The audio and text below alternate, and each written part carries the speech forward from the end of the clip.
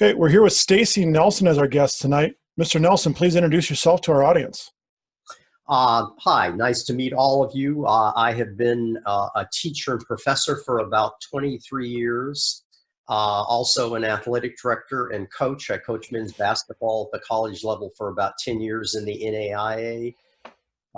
Had a chance to do my graduate work in education, my doctoral degree in education, and part of my doctoral dissertation was on sport and moral reasoning.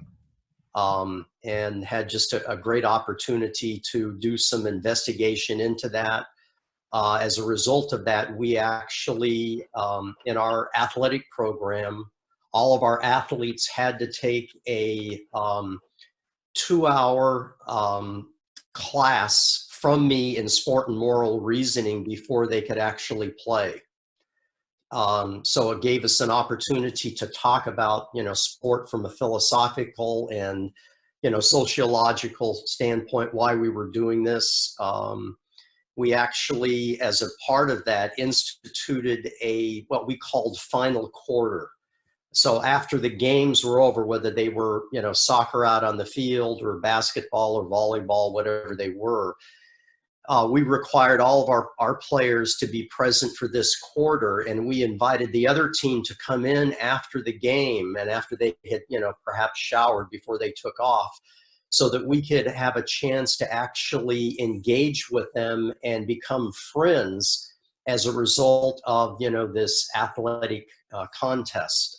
Some people have called athletic contests a mutual quest for excellence, and we believe that is always possible, but that it goes beyond the court, and it provides us an opportunity to get to know them as people and as friends in the process. And so we had a chance to do that for about 10 years, and actually NPR out of Boston came and ran a program on us one day, came to the class, and also came to one of our contests that evening. So kind of had a chance to live my dream. I mean, in the sense of, a lot of times you're something like a doctoral dissertation may have some great information, but it sits on the shelf. And I had a chance to kind of live mine, and it was just incredibly valuable. That's just, I'm almost at a lost for words and taken back just about the idea and the concept behind that. And Brian and I are both high school teachers, and the idea that you would ask every kid in an extracurricular activity to take that is something I think that would be unbelievably beneficial for a culture, for a school, for an organization, for a teacher, everybody. That's phenomenal. But Stacy, what influenced you to dedicate yourself to that type of work and the work that you're doing with businesses and organizations and helping them become really better communicators? What I discovered is that in coaching, there are always crucial moments in a game, and how you handle those crucial moments, whether as a player or as a coach, often ends up dictating the real influence. Because I've come to believe that the greatest capacity that we have as human beings is the ability to influence other people. We can't really change them, but what we can do is create an environment where they're willing to perhaps be influenced by the measured and way of wisdom. And if we can be at those crucial moments less emotional and not get caught up in the emotion, but actually begin to communicate and influence in a way that will change the outcome of an individual's behavior, that's just a phenomenal privilege that we have. And when I heard about a project that was actually taking place down in Florida, don't know whether you've ever heard of the Disney Town of Celebration. It's actually an extension of Epcot. Epcot is actually an acronym that stands for Experimental Prototype Community of Tomorrow. And Walt Disney's dream was actually to put in a community, not just a theme park. And when I heard about this, I was really interested because Michael Eisner is the one who picked up Disney's dream after his death and sent out as Imagineers across America to find out what made great communities. And in 1994, they distilled all of this information and they built it on 5 cornerstones. And 2 I was very interested in. One was education. They were going to give $17.5 million to the Osceola County school system to start from scratch. And the other was healthcare. And I've had a real passion around healthcare. And so they were going to do something with that. And to make a long story short, I went down, made a presentation to them, and they said, would you like to come down and start working with us in leadership development out of this hospital and also in the community and in the school? And I said, yeah, I would really love to do that. And one of the first things that we did is we combed the literature. We literally, for 2 to 3 months, looked at all of the literature on how change takes place and how do you influence change. And that's when I came across a group of researchers that had not written a book, but their research was absolutely phenomenal. And we began implementing this in this leadership kind of symposium that we were doing. And about 2 years later, they wrote a book called Crucial Conversations. And I was so taken by their research and by what crucial conversations could do if a person could begin to master those, the influence that it could have. So what I ended up doing is basically trading coaching students to coaching professionals and businesses on how you take those crucial moments when the stakes are high, the opinions are opposing, and the emotions are strong. How do you take those and use them as a leverage to influence dramatically 2 things? We call them the 2 big R's, your results and your relationship. Because it's interesting, whenever you talk with people and you ask them where they're stuck or where they're not getting what they want, I guarantee you, if you will backtrack, you will be able to find a moment in time, we again call this the crucial moment, where someone failed to do what they were supposed to do, or what they did do was detrimental to the results that you're looking for. And if you're going to actually get the results that you want, you're going to have to take that moment in time and be able to communicate so respectfully and so honestly with them that they are influenced to want to change their behavior. And that's what we found is the difference between good leaders and great leaders, between good teams and great teams, between good organizations and great organizations, is how they handle those crucial moments and find a way to openly and honestly discuss the issue and talk it out, rather than kind of going to what we call some form of silence or some form of compelling and acting it out rather than talking it out. Now, you kind of touched on some of this here in terms of what a crucial conversation would be and what's the basis for your research. But for those of you who are unfamiliar with what the crucial conversations model looks like, can you define that for our listeners? What defines a crucial conversation? Yeah, there are 3 elements that make a conversation crucial. The stakes are high. It means a lot to both of us. A lot's riding on this. And at the same time, we have opposing opinions. You believe strategy A is the way to accomplish this. I believe strategy B is the way to accomplish this. And as a result of those first 2 elements of high stakes and opposing opinion, strong emotion comes along without an invitation. And it's just, we don't handle these very well. You know, you've often heard of emotional intelligence. Well, we often lose emotional intelligence under those conditions. And yet we have found that how you handle these kinds of conversations has a disproportionate impact upon even casual conversations when the stakes aren't high, because it has such a lasting impact when we handle it poorly. And yet it has such a lasting impact if we handle it well, that it can actually begin to make the difference between connecting with a person, finding a way to work this out together, or finding ourselves estranged from each other and frustrated with each other. How do we get unstuck in these crucial conversations? You just touched on a term that I think is so important, emotional intelligence, which I think is, especially in Brian and I's world, with teenagers. That's tough, because they are emotional.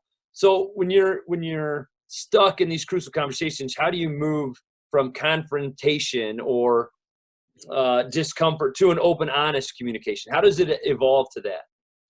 One of the things that we have found, and this is based upon a lot of brain research, is that under these conditions where the emotions are very strong, there is a way in a fairly short period of time, and it's a skill set. It doesn't happen overnight. It's just like any skill set. In fact, one of my favorite quotations, you may have heard this, that knowledge is only a rumor until it lives in the muscle.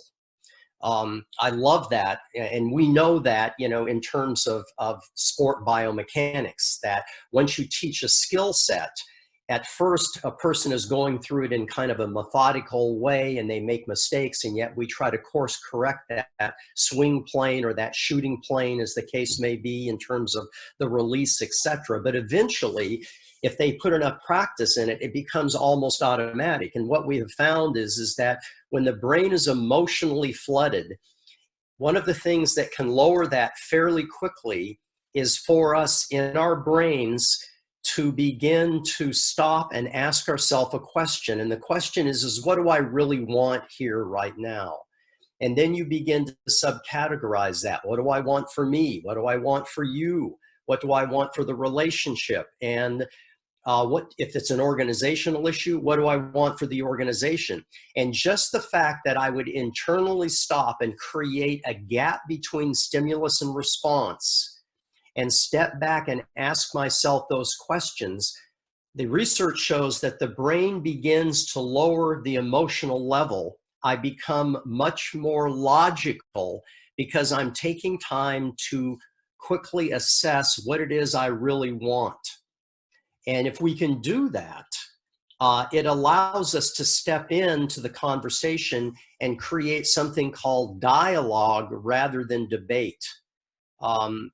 If we can get to dialogue where I'm going to share with you what I think and feel about this, but here's the key: because of that process that I went through in my brain, I'm inviting you in to challenge what I actually put on the table. And I'm just as interested in hearing what you have to say and genuinely considering it at that point than I am simply on taking my issue and becoming aggressive or assertive with that, assuming that I have a monopoly on the truth, and no one does. Kind of go along with that and build off that healthy dialogue really kind of exists in that safe zone in terms of where we both feel safe to contribute to the overall dialogue of the confrontation or the issue. So making the conversation safe is always an important step in that facilitating dialogue. So what are some practical ways to create safety within a conversation?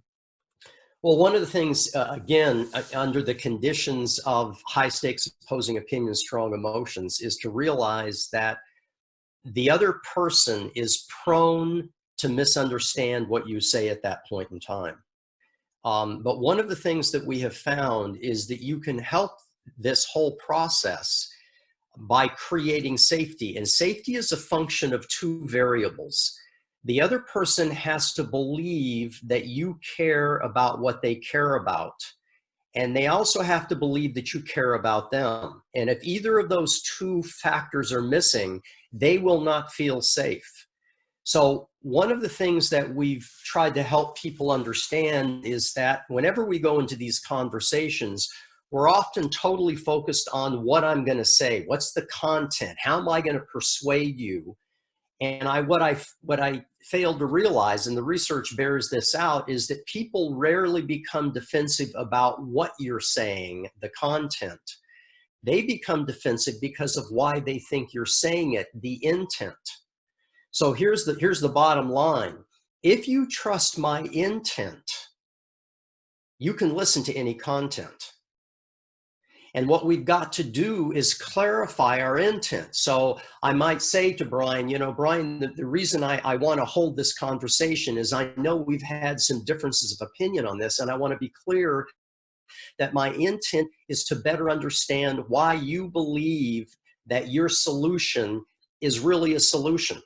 Now, if I can walk into the conversation clarifying my intent to want to better understand, and I'm seeking first to understand, then most likely when you're through and I'm better understanding what you've laid out for me, that often turns around and you're wanting more, you're most likely to want to better understand me as a result of making that clarification of why I want to hold the conversation.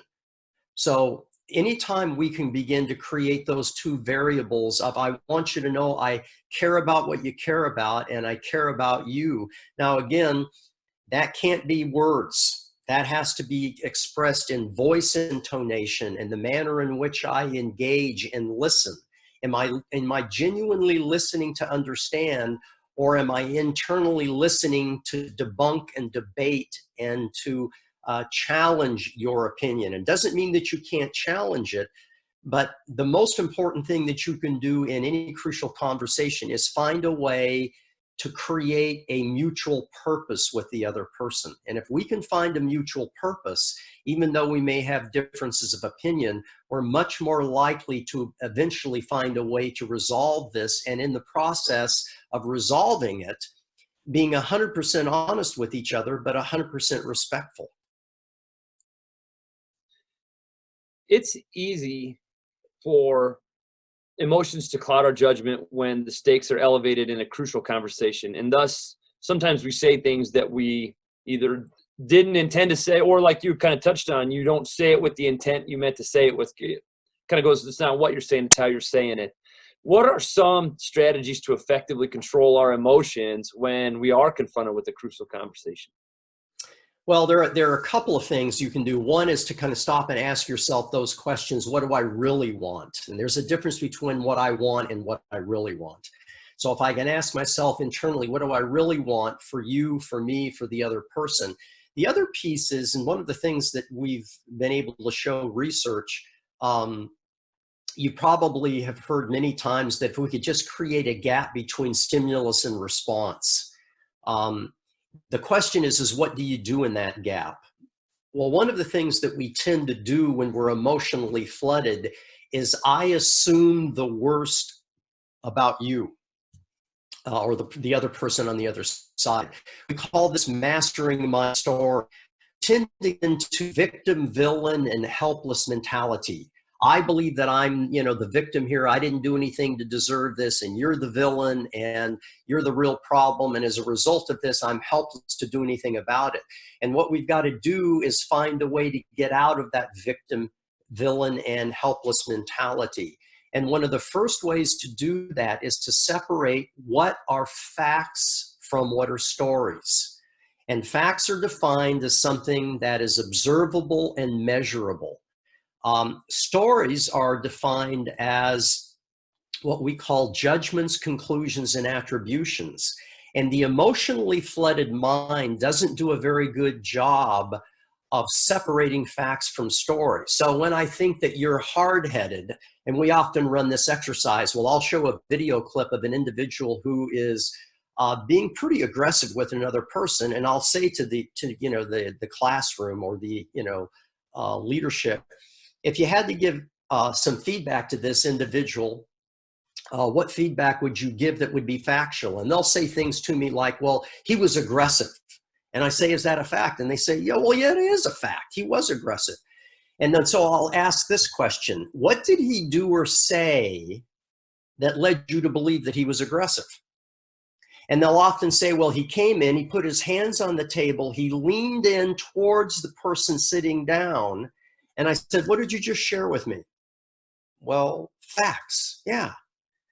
And you have to get better at separating facts from story, because when you do that, it lowers the level of emotion and you become more curious and less judgmental in the process of engaging other people. So that's one of the skills that we can learn to do, is to go back and say, now wait, before I open my mouth and say something, do I actually have any facts? And by the whole concept here is, before I speak, if I can do that, I become less reactive, okay, and more reflective. So internally, I'm doing some really good things for myself, And I'm also doing some good things for the other person, because the safest way to open any crucial conversations is with the facts, not judgments, not conclusions, not attributions. So a lot of communication is now done electronically and digitally in today's society, and that often leaves a lot of communication up for interpretation. So how can we adapt the lessons of crucial conversations to fit electronic or digital dialogue that may come up in the form of an email, maybe a message board post, or maybe even a social media interaction? The first thing is to realize that when you read that, the likelihood of you understanding this with the correct intent of the other person is probably less than 8%. Communication experts will tell you that the least effective way to communicate is in a written form, whether it's a tweet, etc. So you always have to go into that saying, you know, I need to be curious, I need to be less judgmental, and I need to read this, but then I need to step back and again say, what do I really want? And when I then send the email back, I may want to ask for some clarification to better understand why they're sharing this information with me and what it is that they really want as the intended outcome. Now, when you write a message to someone initially, the best thing that you can do, again, is internally do the things that we've talked about. What do I really want? Creating this gap between stimulus and response. Start with the facts. So you say to me, Stace, of the last 10 times that we've held this meeting, you have missed 7 times. You've been late the other 3, and you've apologized and promised to be on time. Now, what you've just shared with me, and you have to do some homework, if that's true, that's pretty powerful. But all you've shared with me is facts. And then you say, you go to the story, and I'm beginning to wonder, Stace, if you just don't believe that this meeting is worth your time and effort, and whether it's adding value, and then you invite the other person into the conversation. Am I missing something? Am I misunderstanding or misinterpreting this? So you always want to step in, start with the facts. You want to clarify your intent as to why you're holding this conversation, and you immediately clarify that you want their feedback, that you are interested in hearing what they have to say, because that's not typically what we do in a crucial conversation. We assume I know why you're wanting to hold this conversation, because you want to blame me. You think that I'm at fault here. And in the end, this goes down what we call the downward spiral. So anytime in a written form, you have to go out of your way to clarify in writing why I want to hold this conversation. Now, let me pause and say, anytime you can hold a crucial conversation that is apart from email, Twitter, etc., and pick up even the phone and talk, you're getting voice intonation. You're getting greater feedback than you are just with the verbiage on that written page, which is so easy to misunderstand and make assumptions about. In the context of coaching and athletics, and a lot of our listeners, Stacy, are coaches, probably all of them are, almost are, or teachers. Coaches are often faced with many situations in which their communication will be probably rushed, and their message is going to be delivered and received in a short amount of time to ensure the success. What advice do you give coaches when communicating instruction and feedback to players during an athletic contest when the stakes are elevated and the emotions are high? I think one of the first things that you've got to clarify, and you do this by finding a way to connect with each other, because there are going to be misunderstandings. But if you know that I care about you and I'm giving you information because I do care, you're going to give me the benefit of the doubt. So I think you've got to build great relationships. But in those moments in time, I'm going to share something that I would encourage all of your coaches to deal with, and that is this. one of the guys who's kind of a neurobiologist, his name is John Medina. He wrote a book called Brain Rules a number of years ago, and he says, when you yell and scream at someone, you are preventing them from hearing what you have to say. And there's kind of a mythology that if I'm not screaming and yelling at my kids, that I don't coach well. In fact, one of my, two of my coaching heroes are John Wooden, from UCLA years ago, and also Tony Dungy. Because Tony Dungy used to get a rap that he wasn't tough enough on his players. In fact, I heard him interviewed one time, and a question came up in the interview, and the question was, so you're saying that you don't yell at your players. What if you had a player that came to you and said, Coach, I just don't get motivated unless you're screaming and yelling at me? And I thought he had a very interesting response. He said, I would stop and I would look at the player and say, listen, let me see if I can get you traded to a team where the coach screams and yells at you. And he said, the reason that I said that, he said, both of my parents were teachers. And he said, never in the history of living at home with my parents did I ever hear them come home one day and say the following, the kids weren't learning very well before lunch, so I screamed and yelled at them, and the learning quotient went up dramatically after lunch. If we're here to teach, the best way to teach is remaining as calm as you can and dispensing the necessary information in a way that they can receive it.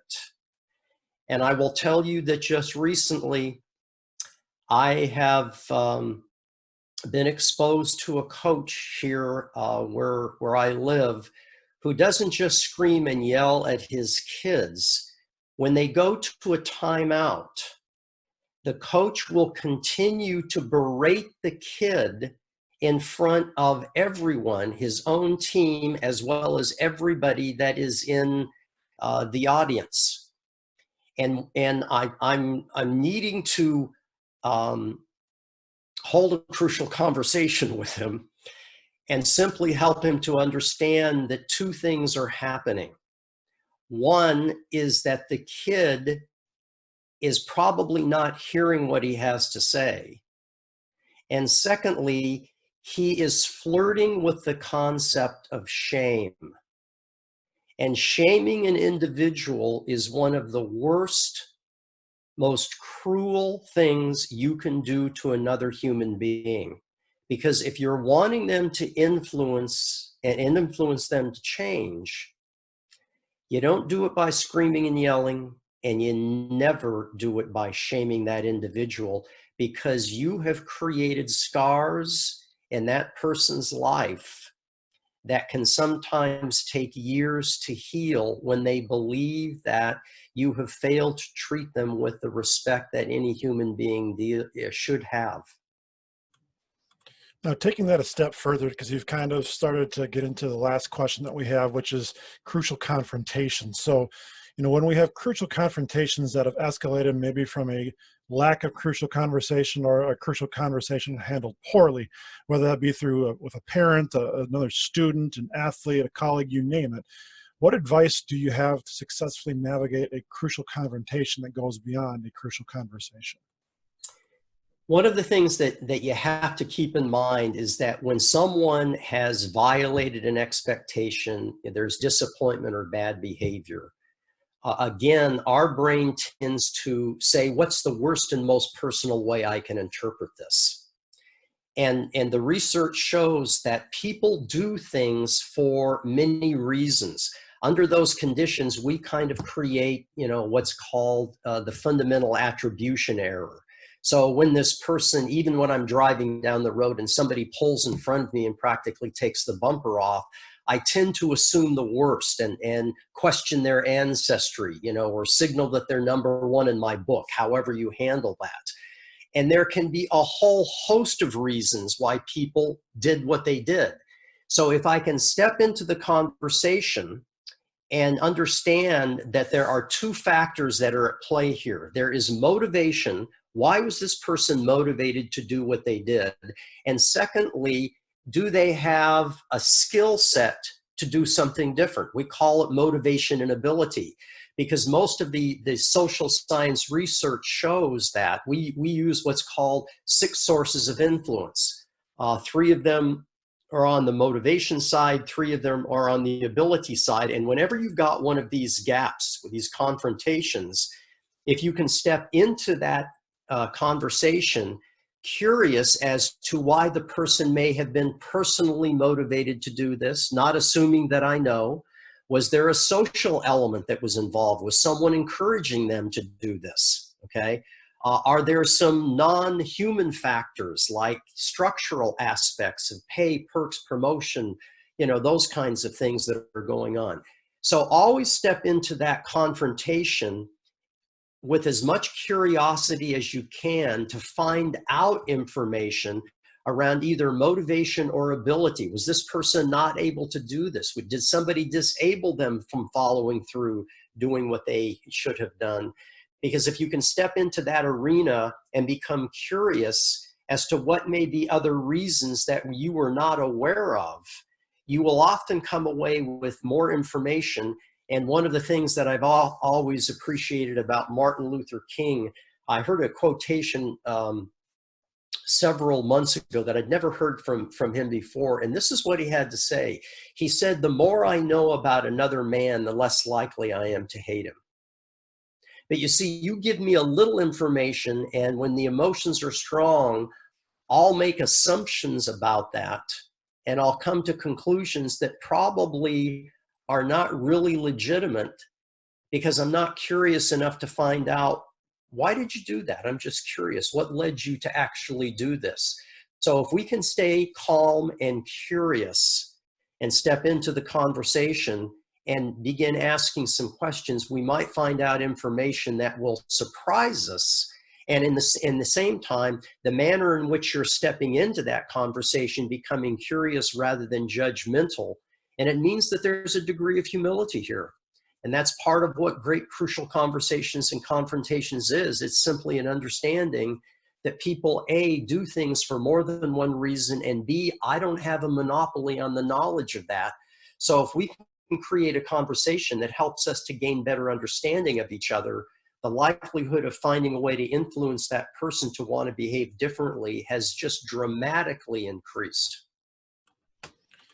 Stacy, you've had a lot of great information for us tonight, and obviously you have your Crucial Conversations book, but what are some of the other materials our listeners can go explore to find out more information about you and your colleagues, and where can they access that information? Yeah, you'll find that there is Crucial Conversations. You can get that online. You can get the audio book. You can download it. You can do the Crucial Accountability, which works off the same model, but Crucial Conversations is really about disagreement, where Crucial Accountability is about disappointment. We also have some work called Influencer. It's the book Influencer, and what we look at under those conditions is, how do you influence the culture of a team? I came back several months ago and was doing the athletic department at a college, and they brought all of their coaches in, and we talked about influencer and how you can influence a team culture so that those students are more likely to actually engage in good behavior. And we've done quite a bit of research in that area. In fact, we wrote an article for MIT Sloan Management. And when we wrote that, when the influencer book was written, they ended up giving us an award for the Change Article of the Year. And so it really can give you insight on how do you begin to change the culture of a team, the culture of an organization, by influencing those crucial moments, and then looking at those 6 sources of influence as to how that would impact certain behaviors and make them almost inevitable. Because we have found that whenever you have profound, persistent, resistant problems, It is often because you have multiple sources of influence that are creating conditions that make bad behavior easy and good behavior hard. And we just don't realize that because we do a fairly poor job of diagnosing that. We immediately step into the situation thinking that there's a single source of influence that is driving this bad behavior, when the likelihood of that happening as a single influence is just not very good.